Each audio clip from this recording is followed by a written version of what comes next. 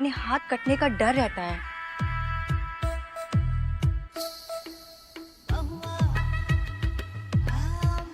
हम तो आपकी बहू हैं ना, इसीलिए आपका भला सोच रहे हैं। आफत की पुड़िया मैं हूँ, नशे की गुड़िया। आफत की पुड़िया मैं हूँ, नशे की गुड़िया।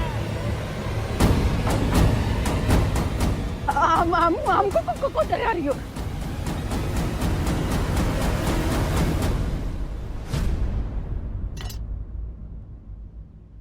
बुआ जी, हमारे स्वर्गवासी पति जी का कमरा कहाँ है?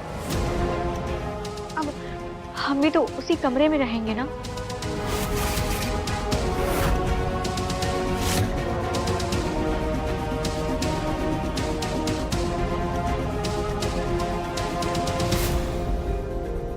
उनकी यादों के सहारे।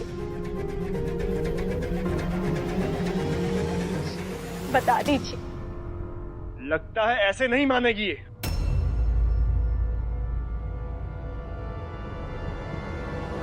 चाचू,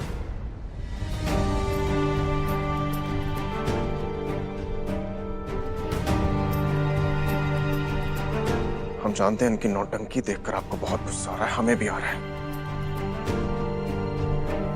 आप देख रहे हैं ना हमारे परिवार में कब से क्या चल रहा है। प्लीज गुस्से को कंट्रोल कीजिए ताकि हमारे परिवार को थोड़े से शांति के पल नसीब हो।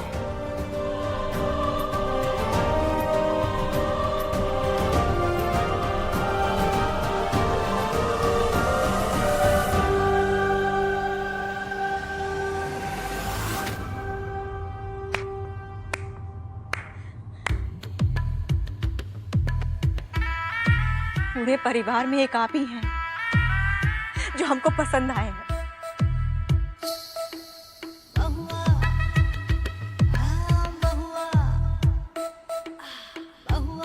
लगता है इस घर में एक आप ही हैं जिससे हम अपना दुख बांट पाएंगे। आफत की पुड़िया मैं हूँ, नशे की गुड़िया।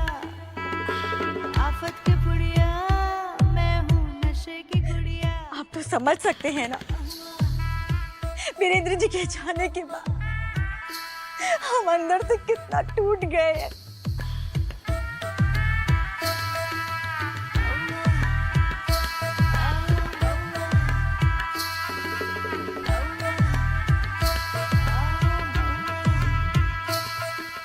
गीता भाभी, लगता है आपकी सासू माँ ने अपने मुंह में दही जमा रखी है। जेठानी जी, आप ही बता दीजिए हमारे पति का कमरा कहाँ पर है? यही तो है, ऊपर सीढ़ियों के सामने।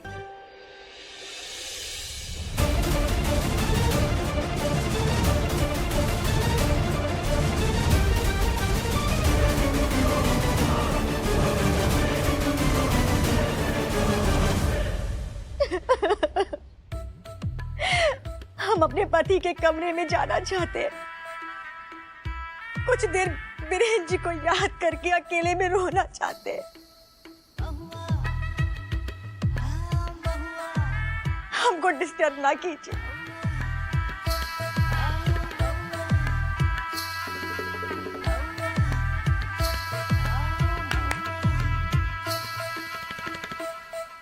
नौकर भी ढीठ है। अरे आपसे बात कर रहे हैं, इधर आइए, सामान उठा के लेके चलिए ऊपर।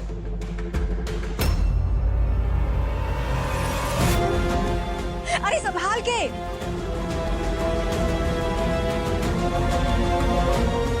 सामान में वीरेंद्र जी के दिए हुए तोहफे हैं, कांच के। कहीं परिवार वालों के सपनों की तरह वो भी न टूट जाए।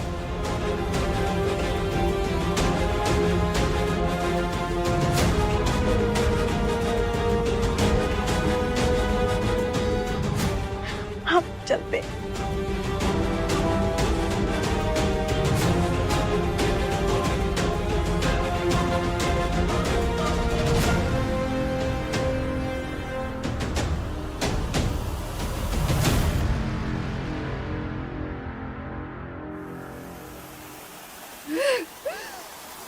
उषा क्या कर रही हो? माँ, रोको अपने आप को। रोको, चोट लग जाएगी। छोड़ो मैं।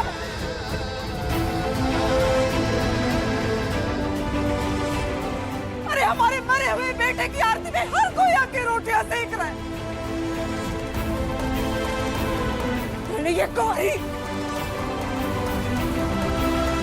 और अब ये महुआ, इन दोनों ने बस।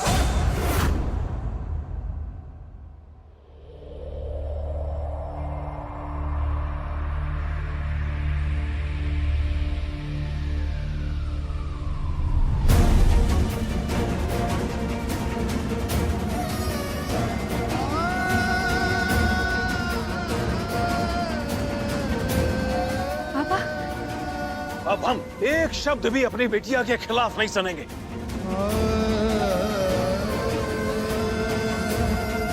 बहुत अपमान सहली हमारी बेटी ने यार। अरे उसकी कोई गलती भी नहीं है।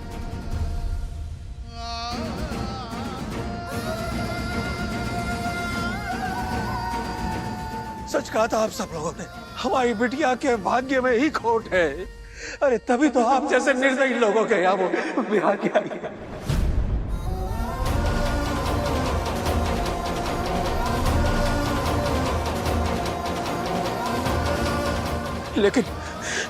लेकिन अब हम अपनी बिटिया को यहाँ एक पल भी नहीं रहने देंगे।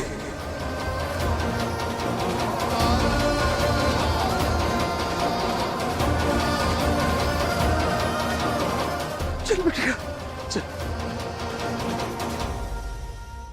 रुकिए पंडित जी।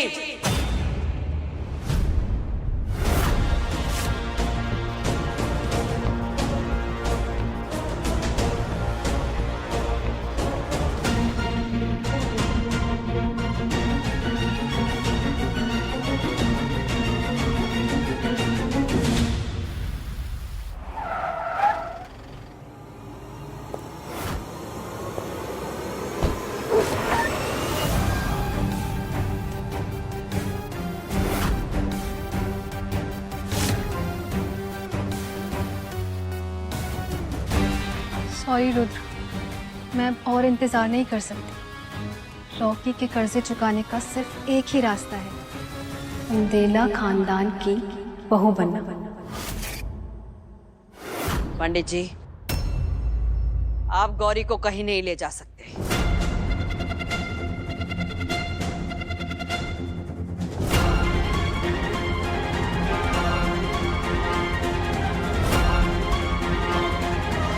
अम्मा जी, आप हमारी बेटी की जिंदगी के फैसले करने का अधिकार खो चुकी हैं।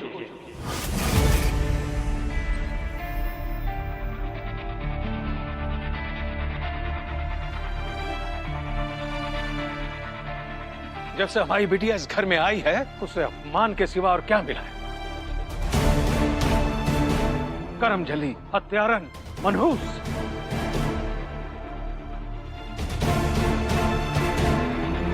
ये सब शब्द उसे भेंट स्वरूप मिले हैं अम्मा जी। और अगर ये देखने के बाद भी हम अनदेखा करेंगे तो हमें नरक में भी जगह नहीं मिलेगी।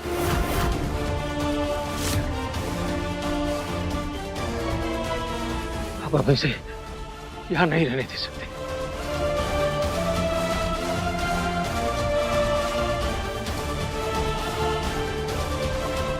बिटिया, हम तुझे हमारे छोटे से घर में राजकुमारी की तरह तो नहीं रख सकते। वहां भी तुझे अपनी सौतेली मां के ताने सुनने पड़ेंगे। लेकिन उस घर से तेरा रिश्ता तो है। अरे वहां तेरा पिता रहता है, तेरा छोटा भाई रहता है जो तुझसे बहुत प्रेम करता है बिटिया। वहां तेरे आंसू तो नहीं रोक पाएंगे। बिटिया पर पहुंचने वाले तो होंगे ना, पहुंचने वाले तो होंगे।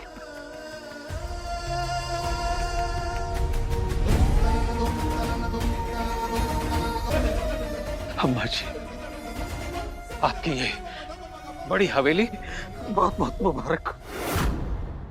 पंडित,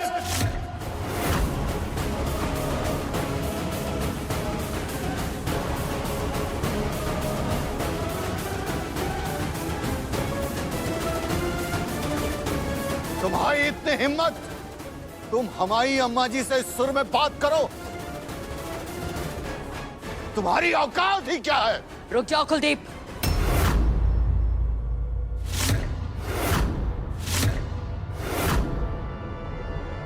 पंडित जी, जे आपसे किसने कहा कि हमाया गौरी के साथ कोई रिश्ता नहीं है? हम गौरी को अपने परिवार की बहू का दर्जा दे चुके हैं। गौरी बुंदेला परिवार की बहू है और हमेशा रहेगी।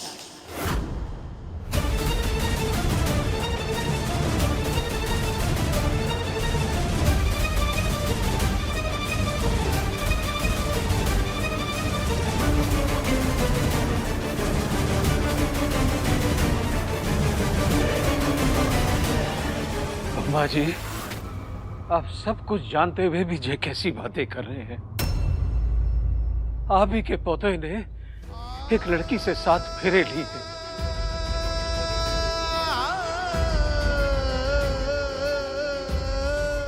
उसके बाद हमारी गौरी का इस हवेली से क्या नाता रह गया?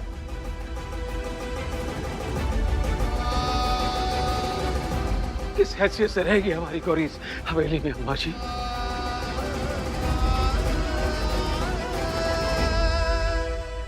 गौरी पर पार्वती माँ की असीम कृपा है, क्योंकि आज भी वो आपके घर की लक्ष्मी ही है। उसको आपके घर से बाहर निकालना आपके परिवार के लिए अशुभ कारक साबित होगा जगदम्बा। क्या फैक्ट्री में आग लग गई? क्या सारी फैक्ट्री बर्बाद हो गई?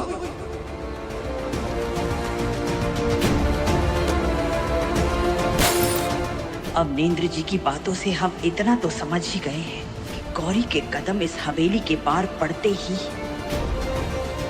हमारे परिवार पर संकटों का पहाड़ टूट पड़ेगा।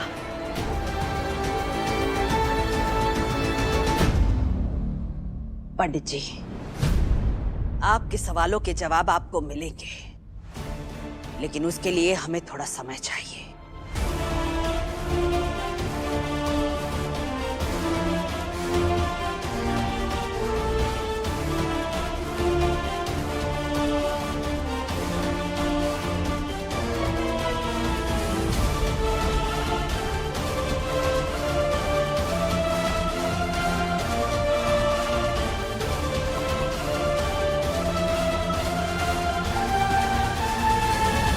ये अम्मा खुद अपने अलग ही तोते उड़ाने में क्यों लगी है? बिना सब कुछ होने के बाद भी इस गवार को घर में ही रोक लिया। तो मुसीबत आ गई।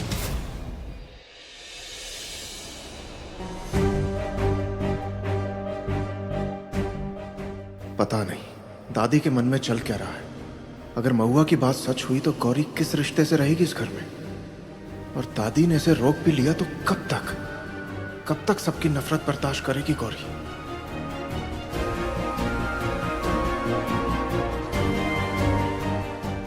नफरत भी बर्दाश्त कर सकते हैं, लेकिन बिना रिश्ते के इस घर में कैसे रह ले हम? हेलो हेलो हेलो,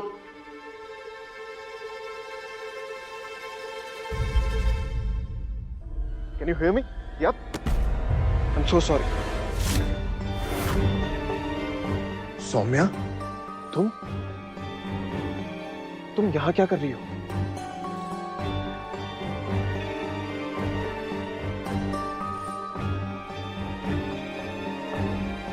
सॉरी, तुम्हें बिना बताए आ गई। लेकिन जब से भैया के बारे में सुना है ना, मुझे एकदम बेचैनी सी हो रही है। तुम्हारे घर वाले तो बिल्कुल टूट से गए होंगे ना, तो सोचा मिल लेती हूँ। इसी बहाने जान पहचान भी हो जाएगी। अब बड़े भैया तो रहे नहीं, तो अगला शादी का नंबर तुम्हारा ही तो होगा ना? फिर शादी की बात? हमारी समझ में नहीं आता है सौम्या, ऐसे समय पर तुम बार बार शादी की बात कैसे कर सकती हो? हमने कहा था हमें वक्त चाहिए, हम खुद बात करेंगे अपने घर वालों से। किस बात की जल्दी पड़ी है तुम्हें? सौम्या, हाँ औलाद क्यों नहीं समझ रही हो तुम? इतनी इनसेंसिटिव कैसे हो सकती हो?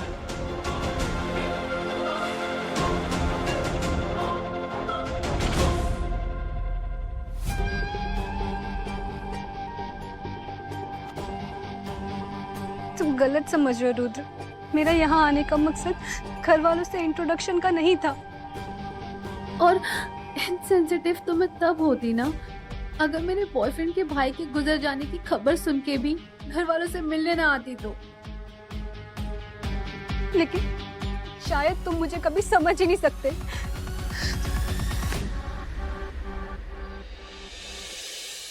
सौम्या, इस टाइम सारे घर वाले बहुत स्ट्रेस्ड हैं। ये सही मौका नहीं है उन्हें कुछ भी बताने का। तुम्हें पता भी है कि गौरी के साथ मुझे कोई फर्क नहीं पड़ता कि गौरी के साथ क्या हुआ है। कौन लगती है वो मेरी और तुम्हारी भी। इतनी क्यों पड़ी है तुम्हें गौरी की? जब भी गौरी के साथ कुछ भी होता है तो तुम कूद जाते हो उसे बचाने के लिए। जिन बातों की समझ इंसान को ना होना, उसे वो बातें करनी भी नहीं चाहिए। कहीं ऐसा ना हो सौम्या कि हमारे मुंह से गुस्से में कुछ ऐसा निकल जाए कि हमारा जो ये रिश्ता है ना, वो शादी तक पहुंचे ही नहीं। अगर तुम चाहती हो कि हमारा रिश्ता बना रहे तो अभी के अभी बिना एक शब्द बोले यहां से चली जाओ।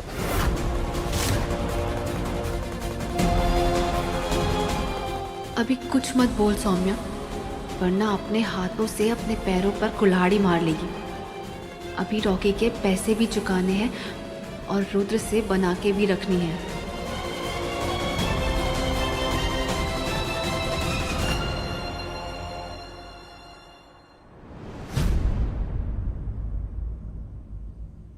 सॉरी रुद्र, शायद गलती मेरी ही है। मैं भावनाओं में बहकर यहाँ चली आई। मैं तुम्हारी बात समझ सकती हूँ। बाय।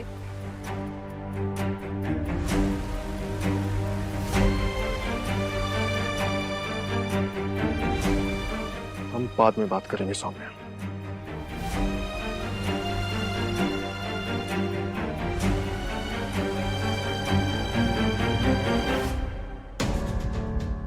अच्छा हुआ किसी ने सौम्या को हमारे साथ देखा नहीं तो एक और नया तमाशा हो जाता।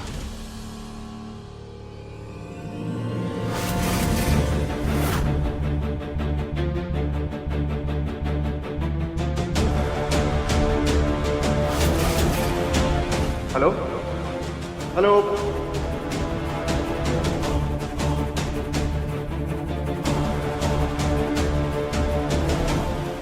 जी झुमका, हे राम जी, अगर मम्मी जी को पता चला तो बिन बादल बरस पड़ेगी हम पर। कहाँ गिरा होगा? सुबह जब वीरेंद्र भैया की अंतिम विधि चल रही थी तब तक तो था, जरूर बाहर ही कहीं गिरा होगा।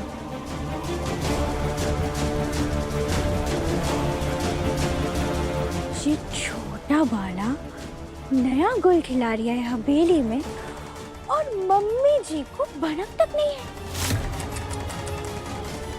ऐसा तो हो नहीं सकता।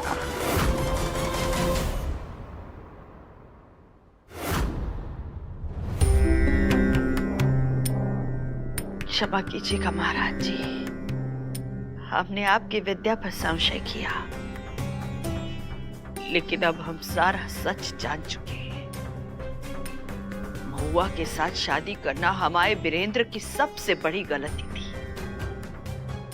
लेकिन अब यही बात जानकर मधुसूदन जी गौरी को लेकर जाना चाहते हैं अपने घर। और आप तो जानते हैं कि अगर गौरी घर से बाहर चली गई तो बहुत बड़ा अनर्थ हो जाएगा। कृपा करके हमें कोई ऐसा मार्ग दिखाइए जिससे हम गौरी को घर में रख सके और अपने परिवार को संकटों से बचा सके।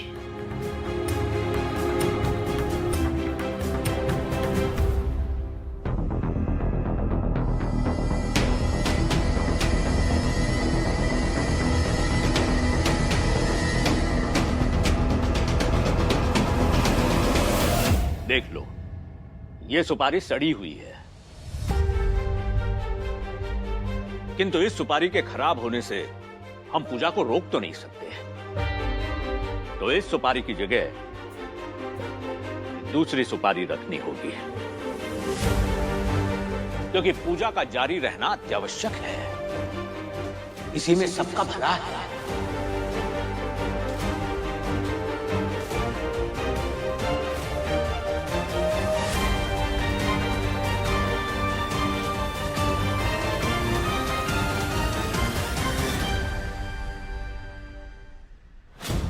कहना क्या चाहते हैं गुरुजी? इस सुपारी के जरिए हमें कोई संदेश दे रहे हैं।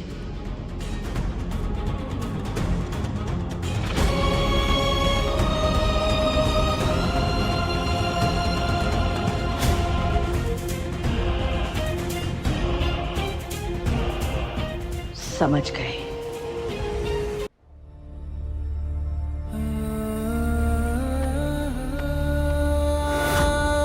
पंडित जी, ज्यादा उम्मीद मत रखिएगा।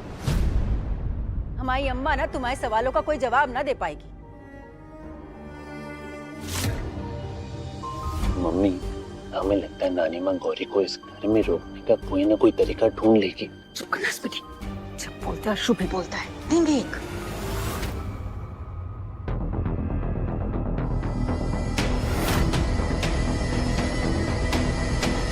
इतना क्यों खुश हो रही है? कोई खजाना ढूंढ लिया क्या?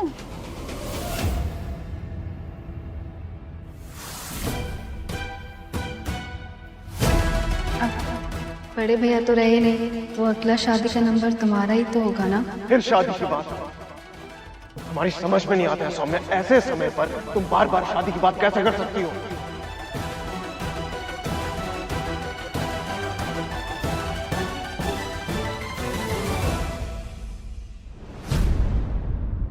अरे बोलो ना, छोटे को देख के क्या मुस्कुरा रही हो? ऐसा ही समझ लीजिए मम्मी जी कि खजाने की चाबी हाथ ही लग गई है।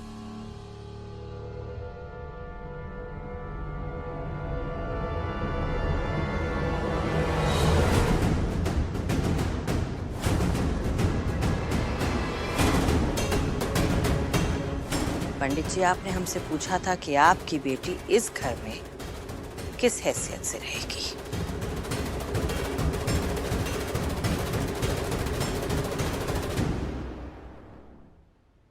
आपके सवाल का जवाब अभी दिए देते हैं।